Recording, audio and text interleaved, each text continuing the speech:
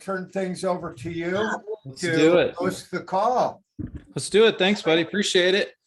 We'll let a few more people come on here, give it a minute or two, but just I'd love to have everybody come on right at the top of the hour so we can see your faces. It's always a lot better for both Tom, myself, and our guests if you turn your cameras on so we can see your beautiful faces on these Wednesday mornings. Don Yoakum in the house. Welcome, Don. Good morning. Morning. We are going to be recording this and live streaming it and so on. If you're not already, have not already joined our Atomic Habits powered by EXP, you definitely want to do that. Sometimes you get busy and miss a meeting. You can go back there and get the recording. Kurt Peterson, good morning. Good morning. Good morning. Morning. Will McLean, good morning. Doing great. Hey, Will, let's shout out for Will. He put his first buyer deal in contract last night. Congratulations, Will. That's awesome. Nice job.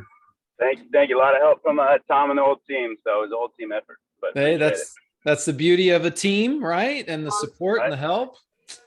Tapping into that database of knowledge of multiple decades. So Troy Lyon, good to see you. All right, everybody, if you can turn your cameras on, if you wouldn't mind. I know if you're driving, don't do it, but it's always good to see your smiling faces and so on. And we're going to get going here. We have a very special guest, Susan Mclean. She's actually been pursued and hired on by EXP Corporate because she is an absolute rock star in real estate, 18 plus years. You're a former managing broker, trainer, coach. I mean, you've kind of done, if there's something to be done in real estate, you've done it. For the most part, yes. Tom, go ahead and mute yourself. There you go. So anyway, we're excited to be able to, have a little bit of your time. I know a lot of the big teams around the country and even internationally have been really vying for your time and your expertise and being able to pour some of your leadership and knowledge into their teams. And so we're blessed to have you. And so I don't want to take any more of, time away from you because you're going to be talking about in a changing market, how to thrive and some of these things, because there is some fear out there among agents, of just, things have really slowed down. I'm feeling it, and what's going on. And what's interesting is they've come in 2011 or between 2011 and now, which they haven't ever experienced a shift in the market. They're like, what is this shift? It's kind of been like order taking, and everything sells over asking and multiple offers and no inventory. And so now we're going through that shift coming up. And so it's got people a little nervous. So we wanted to bring you on. And what are you going to put in it? If you haven't muted, Samantha, please mute yourself and anybody else because we are recording. So with that, I'll step aside, Susan. Thank you so much. And we're really excited to hear what you have to share. Well, I'm excited to be here. Thanks everyone for having me. I am going to go ahead and share my screen here quickly, just so that I've got there we go, some little guidelines here to go by. Can you guys see my screen? Yeah, we can see your screen. Fantastic. And I'm going to turn my video off because if I present and I can see myself, I get distracted and I go, oh my gosh, where did that wrinkle come from? That wasn't there yesterday. So I don't want to do that. So thank you, everyone. I appreciate your time being here today and just taking a few minutes to, step back a little bit and work on your business and look at the changing market, just like Matthew had said. Let's talk about some great opportunities that we're seeing in this changing market. So I am Susan Mclean. I'm one of two network specialists at EXP. So I help with everything around agent attraction, agent productivity, and agent retention. I have been in real estate for 18 plus years. I can't believe it's been that long. Most of those have been in agent development and leadership positions. I've been a real estate coach, a trainer, a managing broker, and then I was vice president of sales for a top 10 global Century 21 franchise.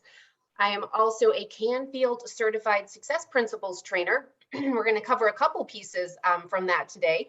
I'm a certified meditation teacher, but we are not going to cover any of that today. No deep breathing or anything. And then I'm an integrity selling graduate. I also studied Sandler sales training for about an intensive 12-month period. So that's more than enough about me. I'd rather talk about you guys and your business. So we're going to do two things today. First, we're going to look at where your business is midway through the year. So we're going to do just a quick mid-year business review. I'm going to give you some questions to ask yourself about your business. And I'm going to tell you, you probably won't know the answers to all of these questions that I'm going to ask, but I'm going to suggest that you write these questions down or you take screenshots. I know this is being recorded, so you can go back and watch it and find the answers to these questions. This will be extremely beneficial in not only seeing where you are and what's got you there, but also how do you move forward to hitting all your goals for the rest of the year. And then we're going to figure out what you need to change, what you need to change your business, right? And so we're going to look at these opportunities in the changing market that we're in. So we've got a lot to cover today, but I'm excited to get started. I'm going to start with this. So I love this quote. Matthew's, I think, probably seen me use this quote before, but success is not found in convenience. Nothing worthwhile is ever easy. You'll need to pay a price. You either pay the price of hard work that begets success, or you'll refuse to make the sacrifice and pay the price of failure. And that's Brian Carruthers from Building an Empire. But for the purpose of this meeting, I think this quote means that you put the work in on your business, right? Yeah, I love it. You got the book up. Great. Good job, Matthew. Gold star for the day. So you either put the work in up front, right? And you take time mid-year to look at how you're doing, or quarterly to see, am I on track? Or you decide you don't have time. I'm too busy. I'm just trying to keep my head above water here, right? We've all been there. And you work harder, definitely not smarter. You don't hit your goals, and each year is a repeat of the previous one. And we've all had these years. If you've been in real estate more than a few years, you've probably found your groove, right? Like, this is kind of the amount of money that I'm going to make in real estate, because there's an old adage in sales, and it says $100,000 a year salesperson will always be $100,000 a year salesperson, or 50 or 200. And that's because we do the same things over and over. So let's change that, right? Let's figure out what we need to do to take advantage of the market that we're in, change the things that we're doing so we see different results that are in a better alignment with that highest version of who you want to be in real estate. But first, we're going to talk about some market metrics. We're going to talk about some year-over-year metrics. According to NAR, as of the end of May, I haven't seen June numbers come through yet, but the number of home sales nationally were down 3.4% from a year ago. National median prices, though, rose 14.8%. Probably isn't a shock to any of us who've sold real estate this year. But I want to ask you, how does that compare to your year over year? I've always asked my agents, are you outpacing the market, right? Closed units are down 3.5% year over year. So if your closed units are down less than 3.5%, or if you've closed more units the first half of this year compared to the first half of last year, you're outpacing the market. If your volume is 15% higher than it was last year or more, you're outpacing the market. So the first thing I've always asked my agents in doing this mid-year business review, look at how your business is doing compared to the market. And a lot of us, we try to beat what we did last year. And I'm not saying that's wrong, but I've talked to agents for years and they'll say, oh, I want to increase my business by 15%, or I want to add 20,000 GCI, to my bottom line. But if the market's up 10%, you've got that natural boost, right? So always have that understanding of what the market's doing, because the market will influence our business. It doesn't control it, but there's some influence there, and we have to understand what the market's doing in order to use it to our advantage to hit all of our goals. So that's national, but let's talk about local numbers here. So do any of you track your local market numbers on a weekly basis? You can give me a hand raise. Anyone track your local market numbers? I see a couple hands up there. So these are the leading market indicators. This is for the Indianapolis market. This is where I am. If you're in California, don't laugh at our sales price.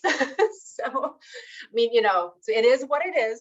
But so these are the numbers I pull for our market every single Tuesday morning. It literally takes me 3 minutes, and that includes logging into my MLS but it gives me a ton of data that I can use.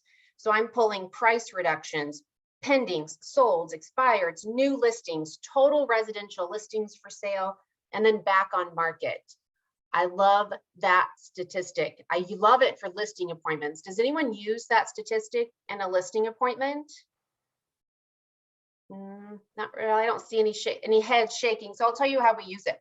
So Mr. or Mrs. Seller or Ms. Seller, whoever you're talking to, last week, 150 homeowners thought they had their home sold, but they didn't. They had to start all over again, right? So you need someone who's a strong negotiator and can get you to the closing table. That's why you need me. That's why I'm here. So you can use that back on market number in your listing appointments to, get that confidence. Month end, I'm pulling new construction permits, days on market, average list and sold prices, and then month supply of inventory.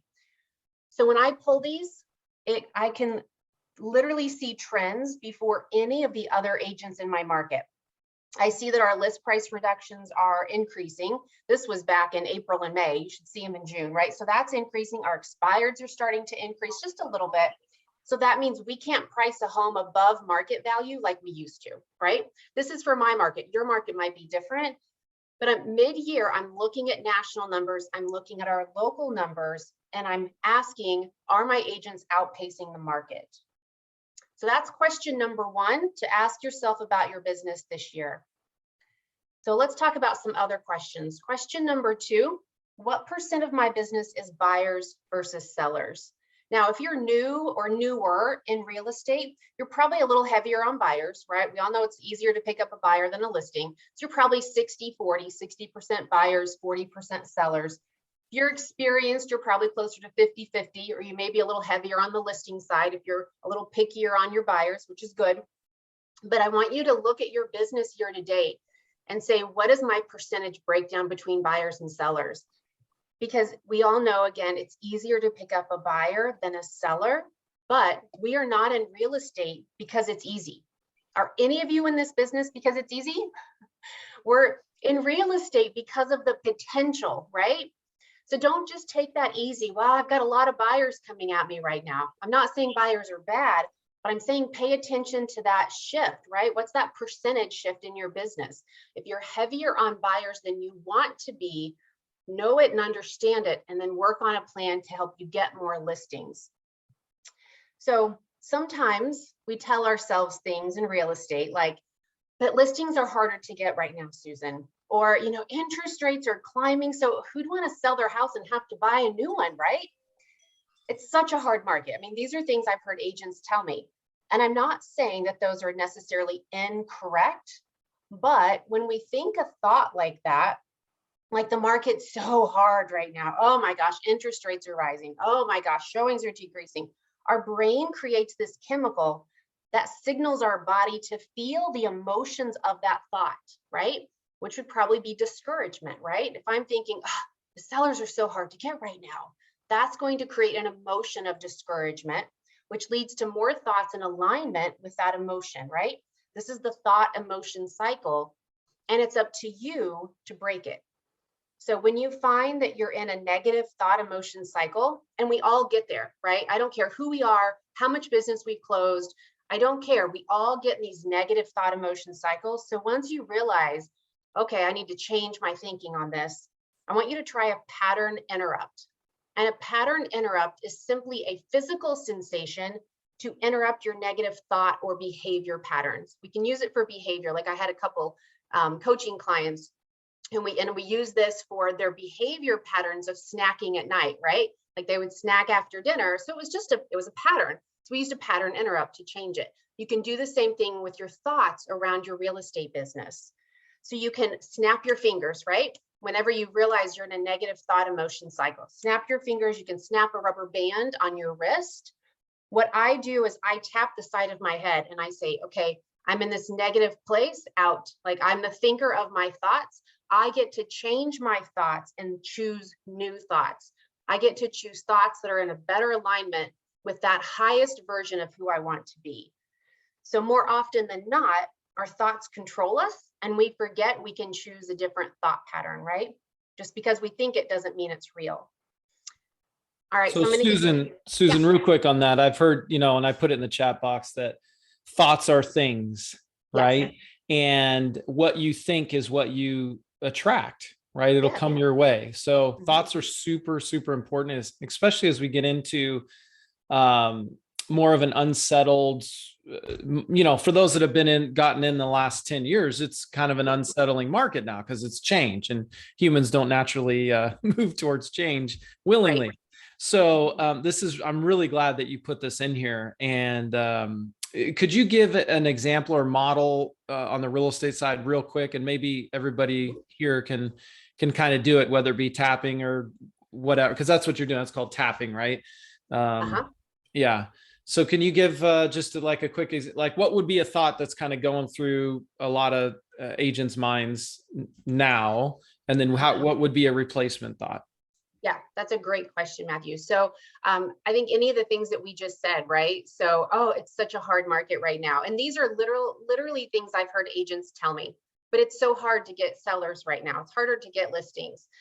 Interest rates are going up, showings are decreasing, so anything like that is a scarcity mentality, right? We've got an abundance mentality or a scarcity mentality. I've even heard agents talk about it in business in general, like, gosh, Bob in my market, he lists everything over 500,000 or a million or whatever that price point is, right?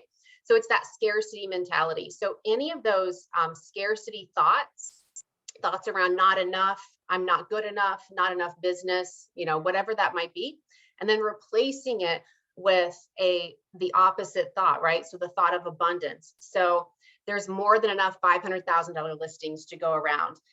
I'm just as deserving as Bob is to get those $1 million listings. There are a lot of people who want to sell right now in this market. And that's actually one of the benefits of doing your local market numbers. So if you look back at like total listings, or new listings per week, and this is a number I'll use with my agents too. You guys, last week we had 800 new listings, 799 new listings come on the market. How many of those were yours, right? How many are you going to get next week? So coming at it from a place of abundance versus scarcity. Does that answer your question? Okay, awesome, great question. I am going to give you guys a tip though on the pattern interrupt. It only works on you. So I'll give you an example. Not long ago, my husband was in a negative thought emotion pattern, just going to say it. And so I'm like, I got this. I can solve this, right? So I walked over, tapped the side of his head, and I said, out. You are the thinker of your thoughts. You can choose your thoughts and choose new ones. It did not go well. So do not do that to anyone else. You can do it to yourself, but that's it. You're welcome for that tip. So, okay, so that's question number 2. What percent of your business is buyers versus sellers? And make sure you're not buying into your own stories. Number 3, how much money have I left on the table? I love this question, and it's a question that we don't ask ourselves about our business very often. So I'm talking about commission. So what would you have made if you had charged a full commission on every transaction? And I'm talking about buyer sides too, right? So a full commission, if a full commission for you is, let's say 6%, what would you have made if you had made 3% on every single transaction that you did year to date? So I used to give my agents a check every year, and that check, it was a fake check, it wasn't a real one, it was a fake check for the amount of money that they left on the table. So I knew their GCI, and I calculated what it would have been. I chose to think that 7% was a full commission, so at 3.5%, right? So I calculated what it would have been if they had made 3.5% on every transaction, and I gave them a check for the difference. And sometimes when they saw that number, their faces turned green, like the little green emojis, on our phones. And I had an agent named Karina who worked for me. And the first year I gave her check, it was large. I don't remember the exact amount, but it was a large check. But that was the only check I ever gave her as long as we worked together. The next year and every year after, she got a $0 check, because sometimes she had to take 3%, but then other times she would take 4%. So she knew she wasn't going to leave money on the table. So we are in charge of our income in real estate. And if you're not happy with what you're making, provide more value and charge for it. And while I'm on the soapbox of, money and don't leave money on the table, make sure you're running a profitable real estate business. You should know your profit and loss. You should know how much it's costing you to run your business and how much money you're making. So you're the CFO, the CEO, the CMO of your business. So make sure that you understand the numbers of running a successful business. Hey, Susan, real quick, just want to interject on that point because that's a passionate point for me. I had a coach early on say, where there is an absence of value in the customer's mind, there will always be a questioning of price, as in what we charge or what have you, right? So if you are on listing appointments and they're questioning your commission, right, what you charge or what have you, in a negative way, I've actually had a question in a positive way where they go, what do you charge? And I say, well, standard 6%. And they go, oh, okay. And I go, do you want more? And they say, well, yeah, I thought with everything you do, maybe you charge more, actually, like 7. And I had a couple listing appointments like that. So, and the only reason that is because my coach challenged me. He goes, hey, if you're getting questioning on your commission, you're not delivering enough value in their mind.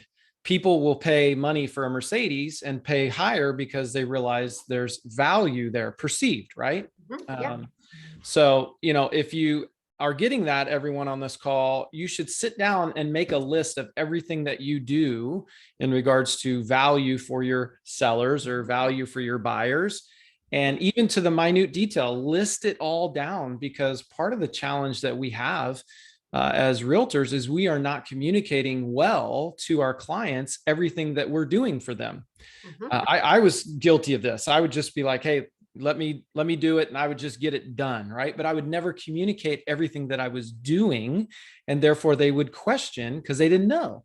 And he goes, that's your fault. You need to let them know every step of the way, all the things that you're doing. And by the end of the transaction, they will feel like they got a steal in hiring you, and they got the professional in the industry, and they're willing to give you 5-star reviews and refer you to client. I go, wow, you're right. I've been so much of a doer, but I haven't communicated what I was doing.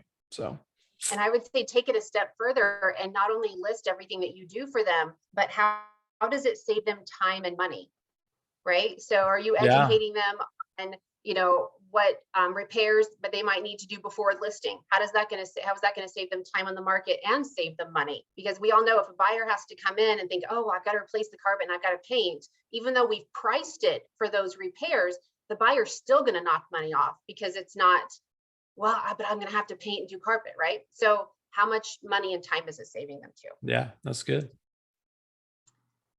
Okay, so question number 4, what is my time worth? And this is, I think, especially helpful if you're newer in real estate. So I've always asked my new agents, how many hours roughly, did you spend with each client from first contact to closing? And then how much was your commission? And the goal is obviously to do everything that we can to increase that number, which is essentially your hourly rate. And even though we're not paid an hourly rate in real estate, we're paid an hourly rate in real estate, right? So as a newer agent, sometimes we let 1 or 2 transactions take up 100% of our time. I've seen it so many times. So if it takes an average of, let's say, 30 days to close and you made $6,000, then you had to set aside 30% for taxes. So you actually made $4,200. Oh, and it took you 3 weeks to show homes. So that's 7 weeks and you made $4,200. Oh, you've got gas money. So let's call it $4,000, right? So sometimes you can make more working at like a fast food restaurant. So I want you to say, what is my time worth? And then the goal is to get things in place to maximize the value that you get out of every single minute that you spend in real estate. So get checklists in place. If you're newer in real estate and you don't know what comes next in the transaction and you're having to spend extra time going, okay, so what's next? Get those checklists. You can minimize the steps of the transaction. Make sure your clients are driving by homes before you show them. I know we all know this, but sometimes we forget. So go make sure that they're driving by before you show homes. Get a great listing presentation. Use a transaction coordinator or virtual assistant if you can afford it. And then automate everything you can, especially your marketing. So if you're not using the Gather Your Sphere and the Work Your Sphere playbooks in KV Core, the listing playbook, there are automatic postcards on EXP Marketing Center. You can use all of these things to automate your marketing so you don't have to think about it. So you're maximizing the dollar the dollars that you get for the time that you're spending in your real estate business. So automate, automate, automate.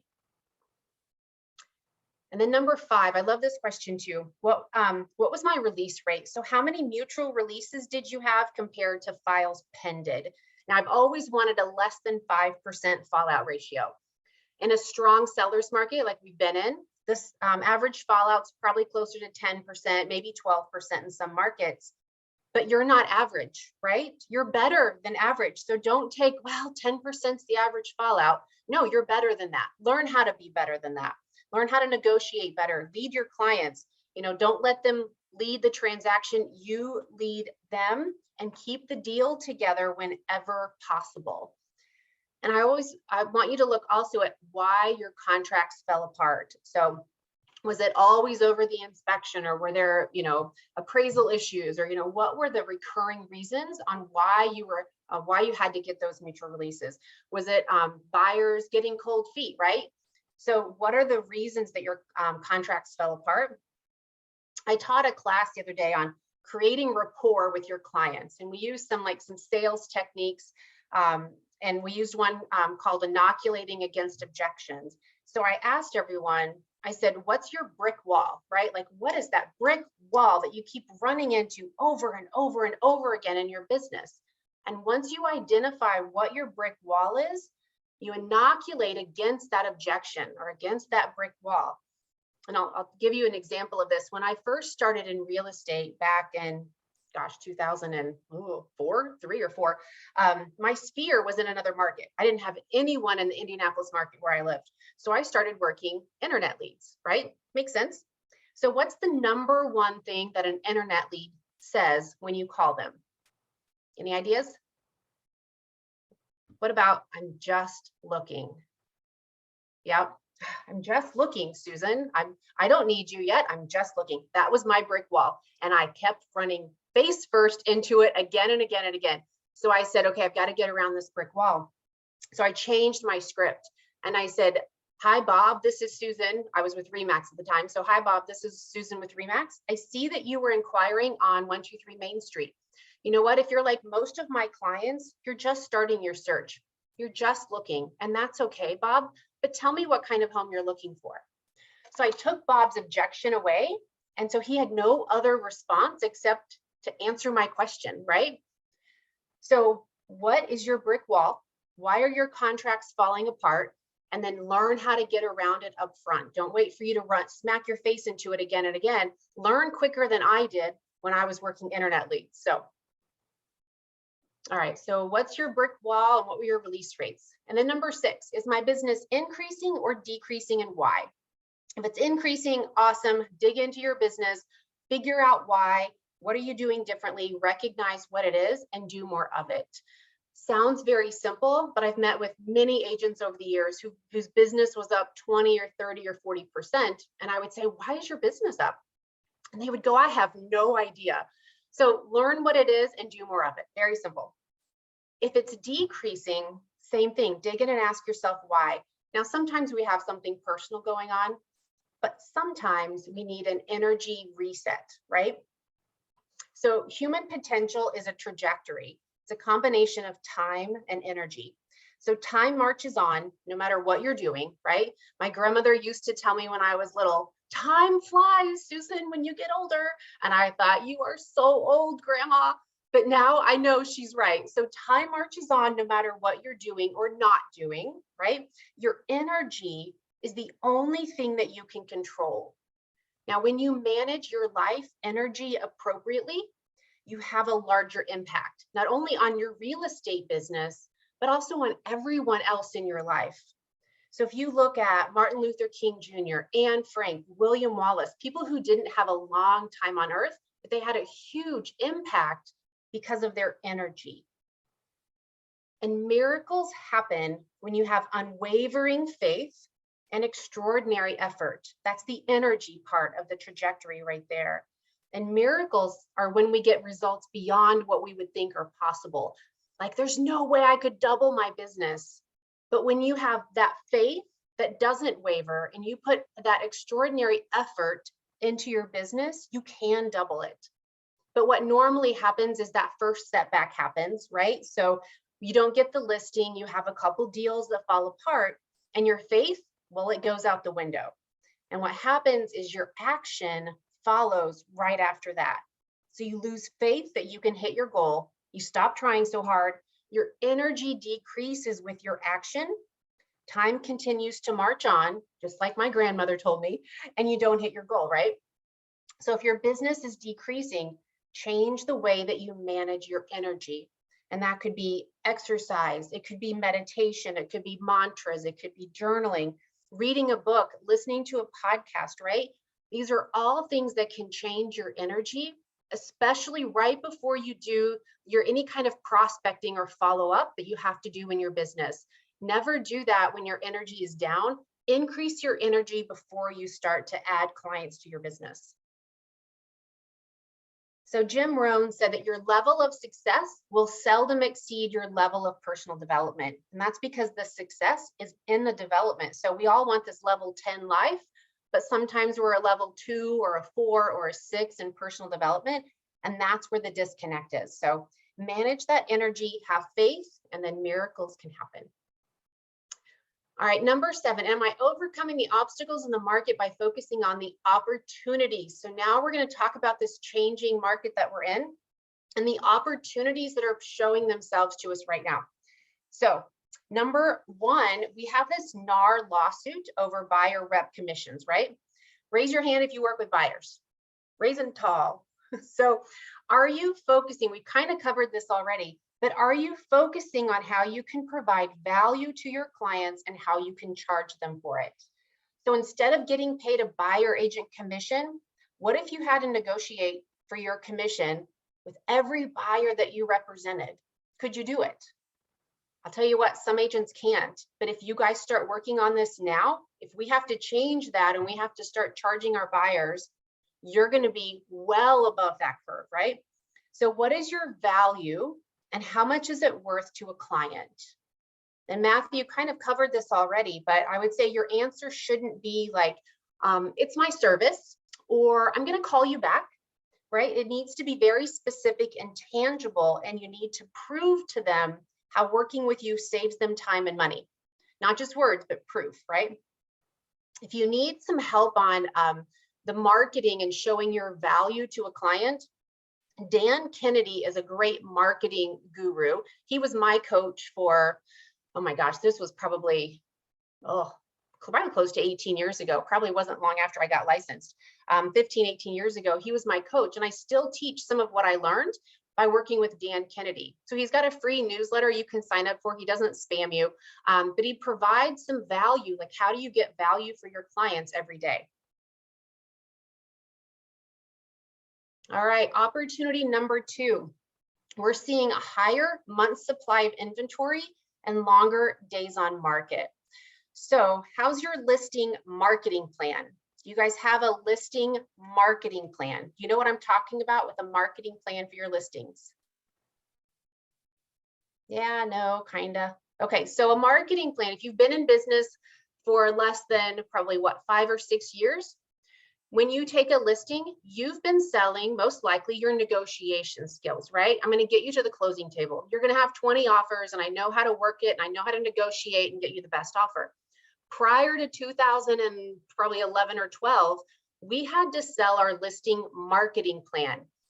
Mr. and Mrs. Seller, here are all of the things I'm going to do to sell your home.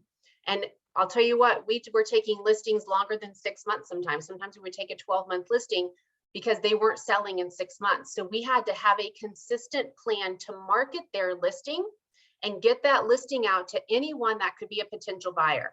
And those are the agents in our market. Those are our potential buyers. That can be open houses. There's a whole list of things that you can do to market your listings. So dust that listing marketing plan off again and start working on it now. If you need any help with that, let Matthew know. I'm happy to come back and talk about that. But you should also be practicing your price reduction scripts, or better yet, write automatic price reductions into your listing contract. If it's legal to do that in your state, work with your DMV.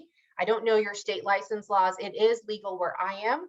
But if you list at $500,000 and you have no accepted offers within 14 days after, listing date, then the price will be reduced to $475. So if you haven't had to go back to your seller and get numerous price reductions on a listing, you may not know how important an automatic price reduction, might be for you. Because a lot of times we don't do it. Susan, real quick, this is great stuff. I just wanted to let you know our meeting normally is 9 to 9:30. And so I don't know how much more, I mean, this is good stuff and people can obviously stay on longer to get it. We do record the meetings and put them on our Atomic Habits powered by EXP on our Facebook page for those that need to run to a meeting, but just wanted to make you aware, Susan, and then, keep going on some of these points because this is how to take advantage of the shifting market. I think it's great. Just wanted to make you aware. Thank you. I appreciate that, Matthew. Sorry about that. No worries. The last thing on this is just and I'll just keep going and we'll just kind of fly through the next couple points. So we're almost done. But I would say also know your showing stats. So whether it's broker bay or showing time or whatever, know what showings, are they increasing or decreasing in your market? So that can empower you to make the changes that you need to in your business. Some under the radar opportunities. I think number one, learning how to find and sell a HUD home on HUDhomestore.com. If you haven't sold a HUD home before, the process is different than selling to from a normal seller. So if you go to HUDhomestore.com, you'll register as a bidder, and then you're able to, there's an FAQ document that lays out everything that you need to do if you're going to represent a buyer who wants to buy a HUD house. And that we're seeing anywhere from 3 to maybe 30 listings per state. So not a ton, but it is definitely an opportunity in the industry right now. The other one I'll highlight is RPR. So RPR is Realtors Property Resource, and it's a free service that your NAR dues, not free, your NAR dues paid for it. So you can prospect for clients, pre-foreclosures and non-owner occupieds using RPR, and it's NARRPR.com. You'll log in using your EXP email address. And then again, there's a ton of opportunity on that to prospect for clients that not a lot of agents are using. Investors. So OfferPad and Open Door bought approximately 13,000 homes last year, and they were not operating in all 50 states, much less every market. EXP's Express Offers platform certifies you to work with the investors, the approved investors in your market. So if you're not Express Offers certified, you might look at getting it, because last year, 18 to 25% of all homes being sold were being sold to investors. Relocation. This is also a market, especially with EXP, that is dramatically increasing. So EXP has a relocation division. You can get certified to handle relocation transferees in your area. So I do think that EXP will change the relocation market and the process, because the transferee company will only have one real estate company to work with when they work with EXP versus 2 if they have to work with a different brokerage, because we're one brokerage across the United States. So relocation is definitely an opportunity in this market. So real quick on that, guys, you can go on to Workplace, okay, and search relocation or relo, and you should find various groups and some of the head people that are running that. Cindy Nixon Affinity Group. Yep. Yeah. Cindy Nixon is one. Dawn Conciatori is another. They're the 2 gals that are heading up Relo, Affinity, and REO for all of EXP nationwide and now worldwide. And we are going to be changing the industry in those departments. So the earlier you get certified, the better. And one plug, if you go to EXPCon, they usually have like an accelerated accreditation there. We just had it at the Shareholder Summit, and you got to get Relo and REO certified in 3 hours, which normally I think, if I remember them saying, they're 12-hour courses each. Yeah. So it's quite an advantage to go to the major functions and check out, the power of your company. It definitely is. Definitely is. And then last two, increasing expireds. So if we think about the strong sellers market that we've been in, we've seen homes with 20 or 30 offers. And as the market's starting to shift, we're going to have more homes that are going to expire without selling. And that will have a huge emotional impact on those sellers, because 6 months ago, their neighbor, they got 5 offers. But now that particular house, they can't even find someone to buy, right? So we know that it's just the shifting market and the longer days on market, but that's going to have a great emotional impact. So that's a great opportunity to work those expired listings. And last one, attraction. So if you do any kind of agent attraction, right now, small to medium-sized companies is a huge opportunity, because a shifting market tends to make them nervous. They're going to be looking for an exit. We've also got heavy inflation rates, right? So the cost of running their brick and mortar is increasing drastically, from the printer to the paper to the wages that they have to pay their staff. And EXP could be a great gift to them. So if you do attraction, work on those small to medium-sized companies. All right, last quote. There's a Hayes Carl song. If you've watched Yellowstone, you've heard some Hayes Carl songs, but it says, we're too busy telling our story instead of writing the book. He was talking about a relationship. I'm talking about your real estate business. But regardless, it's a really good reminder to stop telling your story. Oh, the market's changing. Oh, it's hard to get listings. Oh, it's this. Oh, it's interest rates.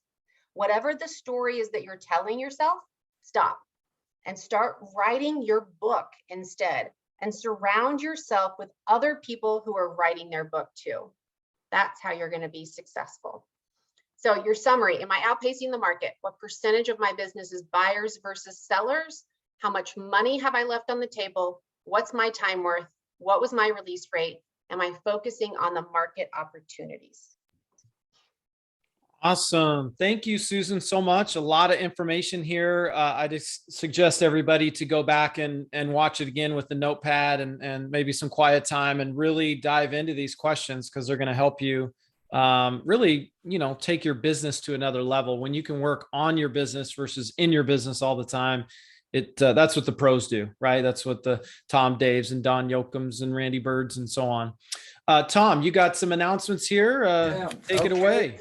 All right, we're launching our masterminds. And for those of you that have not attended a mastermind, I'm sure that you know that it's a group of individuals that support each other, learn from each other, solve problems, share advice, hold each other accountable to just achieve massive success. So we're starting off the masterminds today, and we've emailed this out to everyone, and also put the links in here. So today at 3:00 is Russ Enyart with For Sale by Owners, Expires and Withdrawn, 3:00 Pacific. And then tomorrow, 7 a.m., we've got Bob Mayako, Digital Marketing to Grow Your Geographic Business. Then on Thursday, also tomorrow at 10 a.m., I'm going to lead the group on production teams. We're bringing in Coach Bill Pipes to share that at 10 a.m. tomorrow.